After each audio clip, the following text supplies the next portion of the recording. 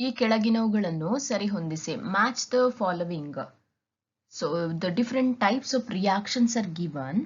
So first reaction is silver nitrate plus sodium chloride gives AgCl plus sodium nitrate. Hydrogen plus chlorine which gives 2HCl. Next option third type of reaction, ethene plus 3O2 gives carbon dioxide and water. The last one, calcium carbonate decomposes to give calcium oxide and carbon dioxide. So now we have to identify the type of reactions. So ಇಲ್ಲಿ ನೋಡಿ, so easy ಆಗಿ ಇಲ್ಲಿ ನೋಡೋದಾದ್ರೆ the third one C, that is ethene oxygen ಜೊತೆ burn ಆದ್ರೆ or on reaction with the oxygen gives, ಇಲ್ಲಿ oxidation ಆಗಿದೆ, ಕಾರ್ಬನ್ಗೆ oxygen add ಆಗಿ carbon dioxide and hydrogen because of the addition of oxygen gets converted into H2O, isn't it? This type of reaction, this is oxidation reaction. So ಉತ್ಕರ್ಷಣ ಕ್ರಿಯೆ, ಉತ್ಕರ್ಷಣ ಅಂತ ಹೇಳಿದ್ರೆ burn ಆಗುವಂತ process. So during the process addition of oxygen atom to carbon as well as hydrogen atom here taking place. So the third reaction ಇದು ಯಾವ್ದ್ರೊಟ್ಟಿಗೆ match ಆಗುತ್ತೆ ಅಂತ ಹೇಳಿದ್ರೆ ಕ್ಯೂ ಒಟ್ಟಿಗೆ ಮ್ಯಾಚ್ ಆಗುತ್ತೆ. Next one, look at the last reaction, decomposition of limestone calcium carbonate which gives calcium oxide and carbon dioxide gas. Okay, so ಈ calcium carbonate ಅಥವಾ limestone ಅನ್ನು decompose ಮಾಡಬೇಕಾದ್ರೆ we have to supply amount of energy. ನಾವು heat supply ಮಾಡಿದ್ರೆ ಯಾವುದು ನಿಮ್ಮ limestone calcium carbonate decomposes. So in a reaction, if heat is absorbed, ಯಾವ chemical reaction ಅಲ್ಲಿ heat absorb ಆಗುತ್ತೆ, heat ಬೇಕಾಗುತ್ತೆ in order to carry out the reaction, such type of reaction is called endothermic reaction. Endothermic ಹಾಗಾದ್ರೆ D S ಜೊತೆ match ಆಗುತ್ತೆ. So it is a ಅಂತರುಷ್ಣಕ ಕ್ರಿಯೆ ಅಂತ ಹೇಳಿದ್ರೆ ರಾಸಾಯನಿಕ ಕ್ರಿಯೆಯಲ್ಲಿ ಉಷ್ಣ ಬಿಡುಗಡೆಯಾದ್ರೆ ಅದನ್ನು ಬಹಿರುಷ್ಣಕ ಕ್ರಿಯೆ ಅಥವಾ ಎಕ್ಸೋಥರ್ಮಿಕ್ ರಿಯಾಕ್ಷನ್ ಅಂತ ಹೇಳ್ತಾರೆ. ಅದೇ ರಾಸಾಯನಿಕ ಕ್ರಿಯೆಯಲ್ಲಿ ಉಷ್ಣ ರಿಯಾಕ್ಷನ್ ಆಗ್ಲಿಕ್ಕೆ ಉಷ್ಣ ಬೇಕಾದ್ರೆ ಆ ರಿಯಾಕ್ಷನ್ ಅನ್ನು ಅಂತರುಷ್ಣಕ ಕ್ರಿಯೆ ಅಂತ ಹೇಳ್ತಾರೆ ಅಥವಾ endothermic reaction. Next the second reaction, hydrogen plus chlorine which gives 2HCl. ಇದು ಇಲ್ಲಿ ನೋಡಿ, it is a type of redox reaction ಅಥವಾ ಉತ್ಕರ್ಷಣ ಅಪಕರ್ಷಣ ಕ್ರಿಯೆ. ಯಾವ ರಾಸಾಯನಿಕ ಕ್ರಿಯೆಯಲ್ಲಿ ಎರಡೂ ಪ್ರೋಸೆಸ್ ಆಗ್ತದೆ, ಎರಡು ಪ್ರೋಸೆಸ್ ಅಂತ ಹೇಳಿದ್ರೆ ಆಕ್ಸಿಡೇಷನ್ ಆಗಬೇಕು, ಆಕ್ಸಿಡೇಷನ್ ಅಂಡ್ ರಿಡಕ್ಷನ್, ಆಕ್ಸಿಡೇಷನ್ ಆಗಬೇಕು ಅಥವಾ ರಿಡಕ್ಷನ್ ಕೂಡ ಆಗಬೇಕು. ಸೊ ಆಕ್ಸಿಡೇಷನ್ ನಾವು ಕಲ್ತದ್ದು ಎಡಿಷನ್ ಆಫ್ ಆಕ್ಸಿಜನ್, ಬಟ್ ಈ ರಿಯಾಕ್ಷನ್ ಅಲ್ಲಿ ನಿಮಗೆ ಆಕ್ಸಿಜನ್ ಇಲ್ಲ. One more definition is there for oxidation in terms of oxidation number. That means oxidation ಅಂತ ಹೇಳಿದ್ರೆ ರಿಯಾಕ್ಷನ್ ಅಲ್ಲಿ ಯಾವಾಗ ಆಕ್ಸಿಡೇಷನ್ ಸ್ಟೇಟ್ ಅಥವಾ ನಂಬರ್ ಜಾಸ್ತಿ ಆಗ್ತದೆ ಅದನ್ನು ಆಕ್ಸಿಡೇಷನ್ ಅಂತ ಹೇಳೋದು. ಸೊ ಇಲ್ಲಿ H2 ಹೈಡ್ರೋಜನ್ ಬರೇ ಒಂದು ಎಲಿಮೆಂಟ್ ಇದೆ ಅಂದ್ರೆ it is in a free state, oxidation state is 0. what is the meaning of this oxidation state? Oxidation state means charge possessed by an element ಅಥವಾ ಅಯಾನ್ ಚಾರ್ಜ್ ಪೊಸೆಸ್ ಮಾಡುದು. ಇಲ್ಲಿ 0 ಅಂತ ಹೇಳಿದ್ರೆ hydrogen ಅಲ್ಲಿ ಎಷ್ಟು ಇಲೆಕ್ಟ್ರಾನ್ಸ್ ಇದೆಯಾ ಅಷ್ಟೇ ಇಲೆಕ್ಟ್ರಾನ್ಸ್ ಇರುತ್ತೆ, ಅದು ಲಾಸು ಆಗ್ಲಿಲ್ಲ ಗೇನು ಆಗ್ಲಿಲ್ಲ. There will be no loss of electrons as well as gaining of electrons. So oxidation state is 0. ಇಲ್ಲಿ Cl2 ಕ್ಲೋರಿನ್ ಕೂಡ ಫ್ರೀ ಸ್ಟೇಟ್ ಅಲ್ಲಿ ಇದೆ. ಒಂದೇ ಎಲಿಮೆಂಟ್ ಇರುವಾಗ ಅದರ ಇಲೆಕ್ಟ್ರಾನ್ಸ್ ಯಾವುದರೊಟ್ಟಿಗೂ ಬೇರೆ ಎಲಿಮೆಂಟ್ ಒಟ್ಟಿಗೆ ಇನ್ವಾಲ್ವ್ ಆಗಲ್ಲ. So oxidation state 0.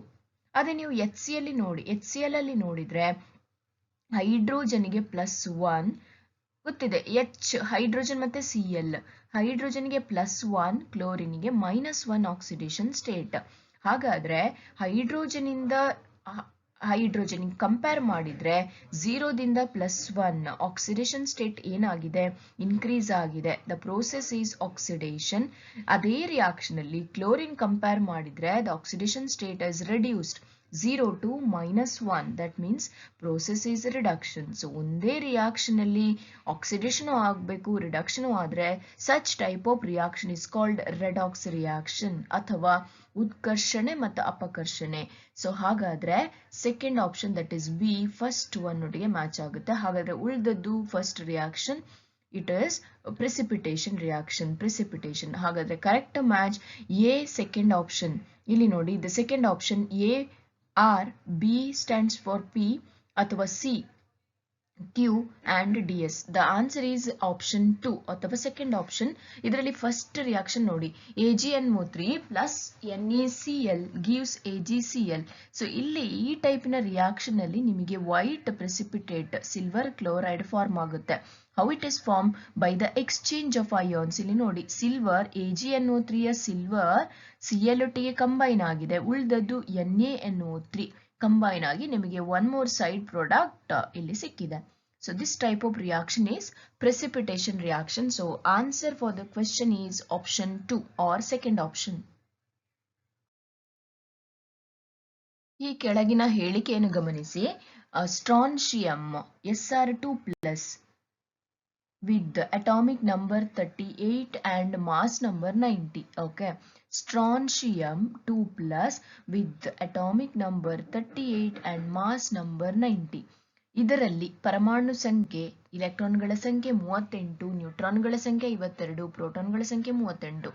ಇವುಗಳಲ್ಲಿ ಸರಿಯಾದ ಆಯ್ಕೆ.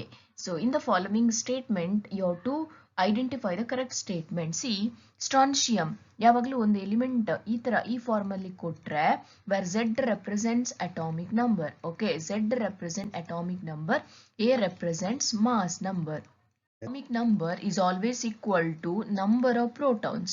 Remember, number of protons which is also equal to number of electrons. ಪರಮಾಣು ಸಂಖ್ಯೆ ಯಾವಾಗಲೂ ಎಷ್ಟಿರ್ತದ ಅಷ್ಟೇ ಪ್ರೋಟಾನ್ಗಳ ಸಂಖ್ಯೆ ಇರ್ತದೆ, which is also equal to electronಗಳ ಸಂಖ್ಯೆ. ಆಯ್ತಾ? ಈಗ ಇಲ್ಲಿ ಮಾತ್ರ ಬರೀ ಸ್ಟ್ರಾನ್ಶಿಯಂ 2+ ಅಂತ ಬೇರೆ ಕೊಟ್ಟಿದ್ದಾರೆ. ಸ್ಟ್ರಾನ್ಶಿಯಂಗೆ +2 ಚಾರ್ಜ್ ಇದೆ, ಅಂದ್ರೆ ಅಲ್ಲಿ ಎಷ್ಟು ಇಲೆಕ್ಟ್ರಾನ್ಸ್ ಇರ್ತದ. ಈಗ ಇಲ್ಲಿ ನೋಡ ಆಪ್ಷನ್ಸ್ ಚೆಕ್ ಮಾಡ್ತಾ ಹೋದ್ರೆ first option atomic number is 36. That is a wrong statement. Why? Atomic number is not 36, it is 38. So you can neglect option 1. Second option, number of electron is 38. Number of electrons 38 correct. But ಅವರು ಹೀಗೆ ತರ ಕೊಟ್ಟಿದ್ರೆ 38 90 ಅಂತ ಕೊಟ್ಟಿದ್ರೆ the second option correct. ಯಾಕೆ? Atomic number 38, so number of electrons ಕೂಡ 38. ಆದ್ರೆ in this question it is given strontium is in +2 state ಅಂತ ಹೇಳಿದ್ರೆ you have to subtract these 2 electrons. ಅಂದ್ರೆ +2 ಅಂತ ಹೇಳಿದ್ರೆ ಅಲ್ಲಿ 2 ಎಲೆಕ್ಟ್ರಾನ್ಸ್ ಕಡಿಮೆ ಇದೆ. ಸೊ ನಾವೇನ್ ಮಾಡಬೇಕು? 38 ಅದರಿಂದ 2 ಎಲೆಕ್ಟ್ರಾನ್ಸ್ ಅನ್ನು ಮೈನಸ್ ಮಾಡಿದ್ರೆ 36. So option second option is also wrong statement. Number of electrons is not 38, it is 36. What about option 3? Number of neutrons 52. Number of neutrons find out ಮಾಡೋದು ಹೇಗೆ? Number of neutrons A minus Z mass number ಅನ್ನು atomic number ಪರಮಾಣು ಸಂಖ್ಯೆಯಿಂದ subtract ಮಾಡಬೇಕು. ಎಷ್ಟು ಬರುತ್ತೆ ಇಲ್ಲಿ? 52. So the answer is 52. That is correct. Number of neutrons, neutronಗಳ ಸಂಖ್ಯೆ 52. Last option, number of protons is 38. Yes, that is correct. So ಇಲ್ಲಿ third option ಮತ್ತೆ fourth option correct ಇದೆ. ಹಾಗಾದ್ರೆ answer is option 3.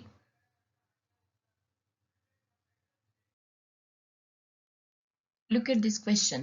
Element A belongs to group 17 in P block and element B. There are two elements given A and B.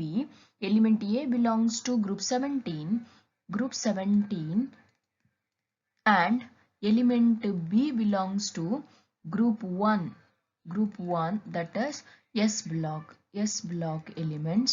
This is P block. Okay. So now out of the following assumptions the correct one is here group 17 actually they are P block elements. P block starts from group 13 to 18 ಎಲ್ಲ ಕೂಡ P blocks. ಅದರಲ್ಲಿ group 17 element P block ಗೆ ಸೇರ್ತದೆ ಅಂತ ಹೇಳಿದ್ರೆ most of the elements of P block they are non-metals and group B belongs to first group. They are S block. They are nothing but metals. Okay, so the answer for this question is here A and B loha. A and B, they are metals. This is wrong. A and B are non-metals. ಎರಡು non-metals ಅಲ್ಲ. Option A is metal and B is non-metal. ತಪ್ಪು. ನಾಲ್ಕನೇ option A is a non-metal and B is a metal. The correct answer is ನಾಲ್ಕನೇದು option 4. A ಅಲೋಹ ಹಾಗೂ ಧಾತು B ಲೋಹ ಆಗಿದೆ. So correct answer is option 4. ಈ ಕೆಳಗಿನ ಹೇಳಿಕೆಗಳನ್ನು ಗಮನಿಸಿ. ದ್ರವ್ಯರಾಶಿಯು ತಾಪ ಹಾಗೂ ಒತ್ತಡದ ಮೇಲೆ ಅವಲಂಬಿತವಾಗಿಲ್ಲ. ಪ್ಲಾಸ್ಮಾವು ಅಯಾನೀಕೃತ ಅನಿಲದಿಂದ ಕೂಡಿದೆ. ಮಿಶ್ರಲೋಹವು ಸಮರೂಪದ ಮಿಶ್ರಣವಾಗಿದೆ. ದ್ರಾವಣವು ಅಸಮರೂಪದ ಮಿಶ್ರಣವಾಗಿದೆ. ಈ ಮೇಲಿನ ಯಾವ ಹೇಳಿಕೆಗಳು ಸರಿಯಾಗಿವೆ? Consider the following statements. Mass is not affected by temperature and pressure. Plasma contains ionized gases. Alloys are homogeneous mixture. Solution is a heterogeneous mixture. So here mass is not affected by temperature and pressure. Yes, that is true. If you vary the temperature as well as pressure, it has no effect on the mass. The mass remains same. So the option A is correct. ದ್ರವ್ಯರಾಶಿಯು ತಾಪ ಹಾಗೂ ಒತ್ತಡವನ್ನು ನೀವು ವ್ಯತ್ಯಾಸ ಮಾಡಿದ್ರೂ ಕೂಡ ದ್ರವ್ಯರಾಶಿಯ ಮೇಲೆ ಯಾವುದೇ ಪ್ರಭಾವ ಬೀರುವುದಿಲ್ಲ. Option B, plasma contains ionized gases. We know that plasma, it is one of the fourth state of matter where gases are in ionized form. ಪ್ಲಾಸ್ಮಾವು ಅದರಲ್ಲಿ ಅಯಾನೀಕೃತ ಅನಿಲ ಇರ್ತದೆ. ಸೊ ಆಪ್ಷನ್ ಬಿ ಕೂಡ ಹೇಳಿಕೆ ಅವರು ಕೊಟ್ಟ ಸ್ಟೇಟ್ಮೆಂಟ್ ಕರೆಕ್ಟ್ ಇದೆ. Option C, alloys are homogeneous mixture. Alloys or ಅಥವಾ ಮಿಶ್ರಲೋಹ, they are homogeneous mixture where two or more than two metals are mixed in a proper way. So it is a homogeneous ಅಥವಾ ಸಮರೂಪದ ಮಿಶ್ರಣ ಅಂತ ಹೇಳಿದ್ರೆ ಆ ಎರಡು components correct ಆಗಿ ಏನು mix ಆಗಿರ್ತದೆ. It can be distributed. Okay, so option C ಕೂಡ ಸರಿ. What about the last option, ದ್ರಾವಣ, that means solution, it is a heterogeneous mixture. That is wrong. If you consider any solution, for example sodium chloride solution, so if you dissolve sodium chloride in a water, it will form a homogeneous mixture. ಹೌದಾ? ಯಾಕಂದ್ರೆ salt dissolve ಆಗುತ್ತೆ. So ಯಾವಾಗ ಎರಡು components correct ಆಗಿ dissolve ಆಗುತ್ತೆ, ಎರಡು components, so ಅಂತ ದ್ರಾವಣ ಅಥವಾ ಮಿಕ್ಸ್ಚರ್ ಅನ್ನು ಹೋಮೋಜಿನಿಯಸ್ ಅಂತ ಹೇಳುದು. ಸೊ ಹಾಗಾದ್ರೆ ಲಾಸ್ಟ್ ಆಪ್ಷನ್ ತಪ್ಪು. ಸೊ ದ ಆನ್ಸರ್, ಅವ್ರು ಕೇಳಿದ ಇಮೇಲಿನ ಯಾವ ಹೇಳಿಕೆಗಳು ಸರಿಯಾಗಿದೆ ಅಂತ ಹೇಳಿದ್ರೆ, so A B C correct. ಹಾಗಾದ್ರೆ the answer for this question is option 1. Option 1. Look at this question. Sodium, when sodium hydrogen carbonate powder is added to acetic acid, a gas is evolved. Which one of the following statements is not true for this gas? It turns lime water milky, extinguishes a burning splinter, dissolves in a solution of sodium hydroxide, reacts with the water to form a sulfuric acid. Sodium hydrogen carbonate ಅಂದ್ರೆ sodium bicarbonate ಅಥವಾ baking powder ಏನ್ ಹೇಳ್ತೀರಿ ಅದೇ sodium bicarbonate which on reaction with acetic acid, acetic ಆಮ್ಲ CH3COOH which gives, I'll write the product here, ಏನಾಗುತ್ತೆ sodium acetate formation ಆಗುತ್ತೆ, ಅದರೊಟ್ಟಿಗೆ H2O along with the liberation of carbon dioxide. So ಇಲ್ಲಿ ಈ ತರನು question ಕೇಳಬಹುದು. ಯಾವ ಅನಿಲ ಅಂತ ಕೇಳಿದ್ರೆ it's must be carbon dioxide. So here carbon dioxide gas which turns lime water milky. So that is correct. ಅವ್ರು ಕೇಳಿದ ಯಾವ ಹೇಳಿಕೆ ಸರಿ ಹೊಂದುವುದಿಲ್ಲ. So carbon dioxide turns lime water into milky. So this is option correct. Why? Carbon dioxide, lime water, nothing but calcium hydroxide, it turns lime water into milky. That is due to the formation of calcium carbonate plus H2O. So this is milky suspension. So option A correct. Milky suspension. Option B, ಉರಿಯುತ್ತಿರುವ ಕಡ್ಡಿಯನ್ನು ನಂದಿಸುತ್ತದೆ ಅಥವಾ extinguishes a burning splinter. You know that carbon ಡೈಆಕ್ಸೈಡ್ಗೆ it acts as a fire extinguisher or it is used in fire extinguisher. So ಅದೇನ್ ಮಾಡುತ್ತೆ, ಉರಿಯುತ್ತಿರುವ candle ಅಥವಾ burning splinter ಅನ್ನು ಅದು ನಂದಿಸ್ತದೆ. That is also correct statement. Third one, sodium hydroxide ದ್ರಾವಣದಲ್ಲಿ ವಿಲೀನವಾಗ್ತದೆ.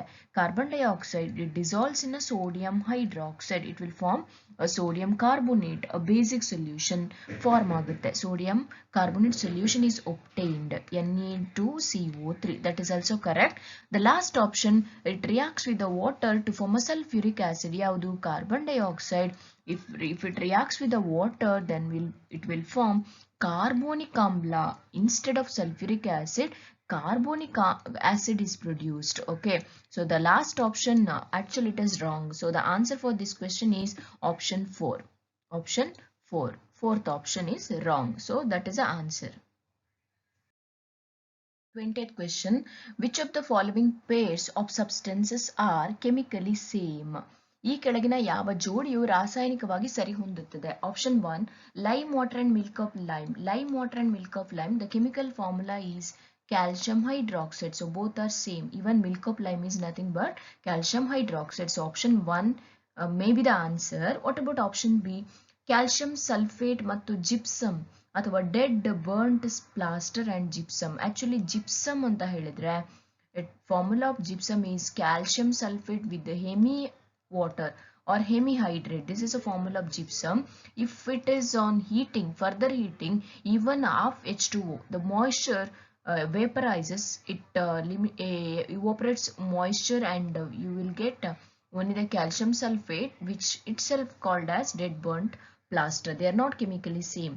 So option C, both the above are the correct answers. No, option C kudala, none of the above is correct. But option A, first option ಸುಣ್ಣದ ತಿಳಿನೀರು ಮತ್ತೆ milk of lime ಅದು ರಾಸಾಯನಿಕವಾಗಿ ಸರಿ ಹೊಂದುವ ಜೋಡಿ ಆಗಿದೆ. So the answer is option 1. 4 test tubes were taken and marked as A, B, C, D. There are 4 test tubes. Test tube A, test tube B, test tube C and test tube D. 2 ml of solution of aluminum sulfate is taken in all these test tubes. In water was filled in each of the 4 test tubes. In the first test tube, clean piece of metal zinc Zn is placed in the test tube A, and in the second test tube iron is placed, and in the third test tube it is copper, and in the last test tube clean copper wire. Okay, so in the option D, in the fourth test tube, aluminum is taken. Okay, so now we have to identify the correct statement. Option A, zinc is more active than aluminum, zinc is more active than copper, copper is more active than aluminum, zinc, iron and copper are less active than aluminum. So question is based on the reactivity series of metals. So in order to, to answer this question, you should be familiar with the reactivity series of metals. So potassium in the series, at the top of the series we have a potassium, below that sodium, calcium, next magnesium, aluminium, zinc, iron, next. So iron ಆದ್ಮೇಲೆ tin ಬರುತ್ತೆ, ಆಮೇಲೆ ನಮಗೆ ಬೇಕಾದ ಯಾವುದು ಅದು ಮಾತ್ರ ಸಾಕು. So ಇಲ್ಲಿ ಜಿಂಕ್ ಇದೆ, ಅಯನ್ ಇದೆ, ಕಾಪರ್ ಇನ್ನು ಕೆಳಗೆ ಬರುತ್ತೆ, copper. Okay, this is the reactivity series. So reactivity ಸೀರೀಸಿನ ಮೇಲ್ಭಾಗದಲ್ಲಿರುವಂಥದ್ದು ಹೆಚ್ಚಿನ ಕ್ರಿಯಾಶೀಲತೆಯನ್ನು ಹೊಂದಿರುವಂತಹ ಲೋಹಗಳು ಅಥವಾ most reactive metals. Below the series the less reactive metals are situated. So ಇವಾಗ most reactive metals always displaces less reactive metal. ಅತ್ಯಂತ ಹೆಚ್ಚು ಕ್ರಿಯಾಶೀಲತೆಯನ್ನು ಹೊಂದಿರುವಂತಹ ಲೋಹ ಕಡಿಮೆ ಕ್ರಿಯಾಶೀಲತೆಯನ್ನು ಹೊಂದಿರುವಂತಹ ಲೋಹವನ್ನು ರಿಪ್ಲೇಸ್ ಮಾಡುತ್ತೆ. ಸೊ ಹಾಗಾದ್ರೆ ಇಲ್ಲಿ ಮೋರ್ ರಿಯಾಕ್ಟಿವ್ ಅಲ್ಯೂಮಿನಿಯಂ, ಅದರ ಕೆಳಗೆ ಜಿಂಕ್, ಅಯನ್ ಮತ್ತೆ ಕಾಪರ್ ಬರುದು ಅಲ್ವಾ. ಸೊ ಹಾಗಾದ್ರೆ ಆಮೇಲೆ ಕೊಟ್ಟಿದ್ದಾರೆ ಏನು, it was observe that no change occurred in any one of the test tube. ಯಾಕಂದ್ರೆ ಪ್ರತಿ ಟೆಸ್ಟ್ ಟ್ಯೂಬ್ ಅಲ್ಲಿ ಇರುವುದು ಅಲ್ಯೂಮಿನಿಯಂ ಸಲ್ಫೇಟ್ ಇದೆ. Option A, B, C, D test tubes ಅಲ್ಲಿ ಜಿಂಕ್, ಅಯನ್ ಮತ್ತೆ copper they are less reactive than aluminium. So ಆ aluminium ಅನ್ನು replace ಮಾಡ್ಲಿಕ್ಕೆ ಆಗಲ್ಲ ಅಲ್ವಾ. Aluminium actually more reactive, aluminium displace ಮಾಡ್ಲಿಕ್ಕೆ ಆಗಲ್ಲ. So no reaction was observed. That is because of option D, that is zinc, iron and copper are less active than aluminium. ಹಾಗಾಗಿ the answer for this question is option 4. Match the following: metallic character, atomic size, non-metallic character, electronegativity. Increases down the group, increases across the period, decreases down the group. So metallic character. metallic character, we know that down the group. Okay, so metallic character ಅಥವಾ ಲೋಹೀಯ ಗುಣ, metallic character down the group, what happens, we know that as we go down the group, atomic size increases, ಪರಮಾಣು ಗಾತ್ರ ದೊಡ್ಡದಾಗ್ತಾ ಹೋಗ್ತದೆ. ಹಾಗಾಗಿ metallic character, ಲೋಹೀಯ ಗುಣ ಅಂತ ಹೇಳಿದ್ರೆ tendency to donate the electrons. So ಯಾವಾಗ ಪರಮಾಣುವಿನ ಗಾತ್ರ ಜಾಸ್ತಿ ಆಗ್ತದ, ಇಲೆಕ್ಟ್ರಾನ್ಸ್ ಬಿಟ್ಕೊಡುವಂತ ಟೆಂಡೆನ್ಸಿ ಜಾಸ್ತಿ ಆಗುತ್ತೆ. So metallic character down the group increases. So metallic character down the group increases down the group. It is increases down the group. ಇದು match ಆಗುತ್ತೆ. What about across the period? Across the period it is decreases across the period. So P ಮತ್ತೆ S match ಆಗುತ್ತೆ A ಗೆ. Okay, A ಗೆ P and S. What about B? Atomic size down the group. Atomic size increases down the group. So B it matches with the P. Option B, atomic size increases down the group and decreases across the period. So yes kuda match agutte. Option C, non-metallic character, ಅಲೋಹಿಯ ಗುಣ, non-metallic character across the period size ಕಡಿಮೆ ಆದ ಹಾಗೆ tendency to non-metallic ಅಂತ ಹೇಳಿದ್ರೆ tendency to accept the electrons. So across the period atomic size goes on decreases and non-metallic character goes on increases. So non-metallic character increases across the period Q and down the group decreases down the group. R kuda match agutte. What about D? D, electronegativity down the group. Since atomic size is increasing, electronegativity decreases down the group. R and across the period it is electronegativity increases across the period Q. So option A, P and S match ಆಗುತ್ತೆ. P and S. So you can neglect option 3. Option 3 ಅನ್ನು neglect ಮಾಡಬಹುದು. Option B, P and S. So you can also neglect fourth one. C, Q ಮತ್ತೆ R. C ಈಗ ಒಂದು ಮತ್ತೆ ಎರಡು option ಮಾತ್ರ ಉಳಿದಿದೆ, C, Q ಮತ್ತೆ R. D, R and Q ಆಗಬೇಕು, R and Q. So the answer is option A, 1. Look at this question. A mixture of sulfur and carbon disulfide is heterogeneous and shows a Tyndall effect, homogeneous and shows a Tyndall effect, heterogeneous and does not show Tyndall effect, homogeneous and does not show Tyndall effect. So ನಿಮಗೆ ಗೊತ್ತಿದೆ Tyndall effect ಆಗಬೇಕಿದ್ರೆ there must be heterogeneous solutions. heterogeneous solution ಇರಬೇಕು ಅಲ್ವಾ. ಹೆಟೆರೋಜಿನ್ ಅಥವಾ ಅಸಮರೂಪದ ಮಿಶ್ರಣದಲ್ಲಿ ನಿಲಂಬಿತ ಕಣಗಳಿರ್ತದೆ. So ಆ ಕಣಗಳು ಬೆಳಕಿನ direction ಅನ್ನು ಚೇಂಜ್ ಮಾಡುವಂಥದ್ದು, ಬೆಳಕಿನ ಚದುರಿಕೆ ಆಗುವಂಥದ್ದು ಅಥವಾ scattering of light by the suspended particles. ಆ ಸಸ್ಪೆಂಡೆಡ್ ಪಾರ್ಟಿಕಲ್ಸ್ ಇರಬೇಕಾದ್ರೆ the solution must be heterogeneous. So now mixture of sulfur and carbon disulfide. When sulfur dissolves in carbon disulfide, it will form a solution which is a homogeneous. So it is a homogeneous mixture of sulfur and carbon disulfide. It is a homogeneous. If it is a homogeneous and it does not show any Tyndall effect, so the answer is option 4. Match the following: detergent, carboxymethyl cellulose, marsh gas, hard water. In the second column, calcium 2+ and magnesium 2+ ions used in a pickles, non-biodegradable methane. So ನಾವು correct match ಮಾಡಬೇಕಿಲ್ಲಿ. So ನಿಮಗೆ ಗೊತ್ತಿರುವಂಥದ್ದು ಗಡಸು ನೀರು ಅಥವಾ hard water. Hardness of water is mainly due to the presence of calcium 2+ and magnesium 2+ ions. Yes or no? So ಇಲ್ಲಿ option D it matches with P.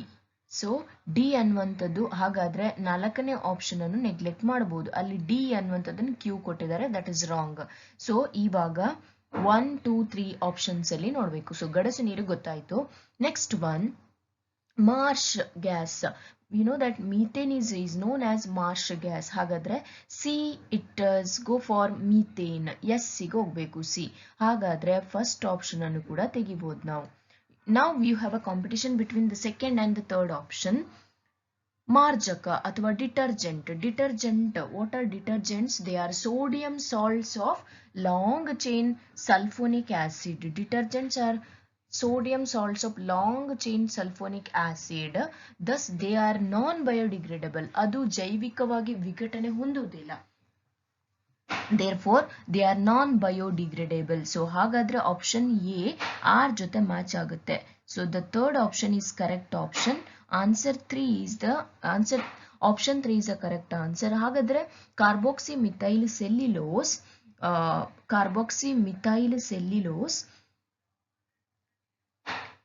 ಅದು ಏನು, ಓಕೆ, ಇಲ್ಲಿ ಒಂದು ಆಪ್ಷನ್ ಧೂಳಿನಿಂದಾಗುವಂತ ಕಿರಿಕಿರಿಯನ್ನು ತಪ್ಪಿಸ್ತದೆ. ಸೊ ಅದರಲ್ಲಿ ಯೂಸ್ ಮಾಡ್ತಾರೆ ಯಾವುದು, carboxymethyl cellulose. So answer is option 3.